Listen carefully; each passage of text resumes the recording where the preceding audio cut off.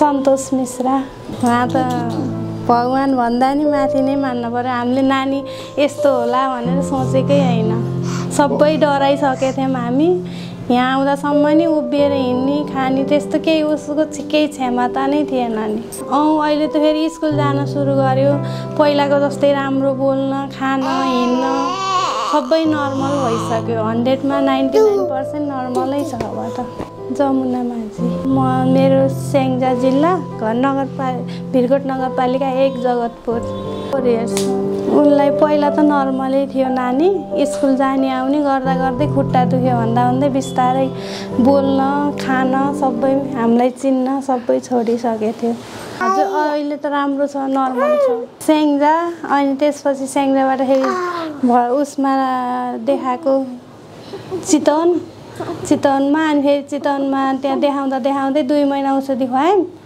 केही फरक परेन अनि उहाँले भरतपुर रिफर गरिदिनु भयो। भरतपुरबाट फेरि यहाँ सरकोमा रिफर गरेर यहाँको भरतपुरबाट रिफर गरेर उहाँको डाक्टरले उहाँको नाम डाक्टर सन्तोष मिश्रा। उहाँलाई भन्ने शब्दै छैन। उहाँ त भगवान भन्दा नि माथि नै मान्नु पर्यो। हामीले नानी यस्तो होला भनेर सोचेकै होइन। सबै डराइसकेको थियौँ हामी। यहाँ आउँदासम्म नि उभिएर हिँड्ने खाने त्यस्तो केही उसको केही क्षमता नै थिएन नि। अहिले त फेरि स्कुल जान सुरु गर्यो। पहिलाको जस्तै राम्रो बोल्न खान हिँड्न सबै नर्मल भइसक्यो। 100 मा 99% नर्मलै छ अब त। उहाँलाई धेरै धेरै धन्यवाद। अनि म त अरूलाई नि के भन्न चाहन्छु भने यस्तै हाम्रो नानीको जस्तो कसैको केस छ भनेदेखि यो देखेर आउनु होला लिएर राम्रो गर्नुहुन्छ उहाँले भन्न चाहन्छु। काठमाडौँ मेडिकल कलेजलाई नि धन्यवाद। अनि यहाँ जति नि नानीलाई हेर्नुहुन्छ उहाँहरूलाई नि धन्यवाद भन्छु। नमस्ते, म चाहिँ डाक्टर सन्तोष मिश्रा, MD-DM पेडियाट्रिक न्युरोलोजिस्ट। हाल अहिले काठमाडौँ मेडिकल कलेजमा कार्यरत छु। आज म एकजना 4 वर्षको बच्चा जो चाहिँ हाम्रोमा स्याङ्जाबाट आइपुग्नु भएको थियो। अनि उहाँलाई बच्चाको आमाको मुख्य समस्या भनेको 3 महिनादेखि चाहिँ बच्चा चाहिँ हिँड्न नसकेको। पहिला चाहिँ राम्रो बच्चा तर चाहिँ 3 महिनादेखि चाहिँ स्लोली हिँड्न छोडेको र बोल्न पनि छोडेको र व्यवहारमा पनि परिवर्तन देखा परेको। र उहाँको लक्षणहरू चाहिँ बढ्नुभन्दा पनि केही दिनसम्म देखिने, फेरि बिचमा बच्चा नर्मल हुने र फेरि त्यो लक्षण फर्केर आउने भनेर आउनु भएको थियो। धेरै अस्पतालहरू घुमेर यहाँ काठमाडौँ मेडिकल कलेजमा आइपुग्नु भएको थियो उहाँ। अनि बच्चाको हिस्ट्रीहरू लिएपछि बच्चाको जाँचहरू गरेपछि हामीले र जाँचको क्रममा हामीले चाहिँ अटोइम्युन एन्सेफेलाइटिस भनेर भन्यौँ र जाँच इन्डिया पठायौँ। त्यसमा चाहिँ NMDRE एन्सेफेलाइटिस पोजिटिभ आएको थियो।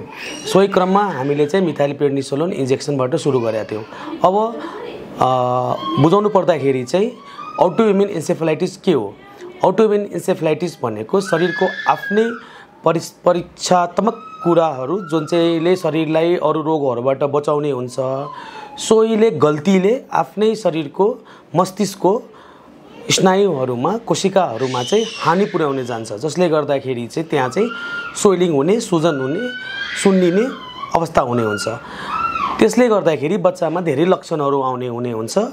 लक्षणहरूमा बुझ्दाखेरि चाहिँ पहिलो कुरा चाहिँ मुभमेन्ट डिसअर्डर भनेको शरीर आफ्नो कन्ट्रोलमा नहुने, हिँड्दाखेरि खुट्टा मोडिने या केही गर्दाखेरि हात खुट्टाहरू चाहिँ एकदम मुभमेन्टमा आउने, बिजार मुभमेन्ट भन्छौँ हामी। त्यो सँगसँगै सिजर आउने, त्यो भनेको छारे रोग जस्तो समस्याहरू हुने, सँगसँगै पर्सनालिटी चेन्ज हुने, साइकेट्रिक लक्षणहरू पनि आउन सक्ने हुन्छ। सोही क्रममा अब यो धेरै प्रकारका हुने हुन्छ, तर हाम्रो बच्चाहरूमा सबसे कमनली देखिने भनेको चाहिँ NMDRE एन्सेफेलाइटिस भन्ने हुन्छ। र यो चाहिँ कमन एज ग्रुप भनेको चाहिँ युजली चाहिँ एडोलसेन्ट केटीहरूमा हुने हुन्छ, तर सानो बच्चाहरूमा पनि देखिने हुन्छ। यसको एसोसिएसन भनेको बेसिकली ओभरियन टेराटोमाहरूसँग भनेको ओभरियनको क्यान्सरहरूसँग हुने हुन्छ। अब यस्तै लगतै अरू पनि धेरै हुन्छ, गाभा A, गाभा B, क्यास्पर, एन्टी-हु भन्ने त्यस्तो धेरै खाले हाम्रो अटोइम्युन एन्सेफेलाइटिसहरू हुन्छ। 2007 मा पहिलो पटक यसको पत्ता लाग्यो हो वर्ल्डमा, र त्यो लगतै अहिले 2025 सम्म पुग्दाखेरि चाहिँ कमसेकम 100 भन्दा बढी यस्तो शरीरमा अटोइम्युन समस्याहरू ब्रेनमा बुझिसकेका छौँ। त्यही लगतै हामीले जाँच पठाएकोमा चाहिँ बच्चाको पनि एनएमडिआर एन्सेफेलाइटिस पोजिटिभ आएको हो। र एउटा खुसी कुरा के हो भन्दाखेरि चाहिँ हामीले यसमा चाहिँ ट्रिटमेन्ट स्टार्ट गर्दा युजली मिथाइल प्रेडनिसोलोन र आइभिआइजी सँगै दिने हुन्छ, तर हाम्रो बच्चामा चाहिँ अलि फाइनेन्सियल इन्स्टेबिलिटी भएकोले गर्दाखेरि मिथाइल प्रेड मात्र दिन पुग्यौँ र मिथाइल प्रेड दिँदा पनि बच्चामा अहिले आमाको अनुसार चाहिँ 90% भन्दा बढी सुधार भइसकेको छ र बच्चा अहिले स्कुल जाने, बोल्ने, राम्ररी हिँड्ने सबै सुरु गरिसकेको छ र यो चाहिँ मलाई अलि आश्चर्य लाग्यो हो। र सोही क्रममा बच्चा अब अझ राम्रो गरोस् र यस्तो समस्याहरू अझ छ भने हाम्रो नेपालमा भनेपछि उपचार हुने समस्या हो र समयमै डायग्नोसिस हुने, समयमा परामर्शमा आउने र समयमा यसको निदानमा गयो भने चाहिँ बच्चा पुरा रूपमै निर्मूल हुन सक्छ। धन्यवाद।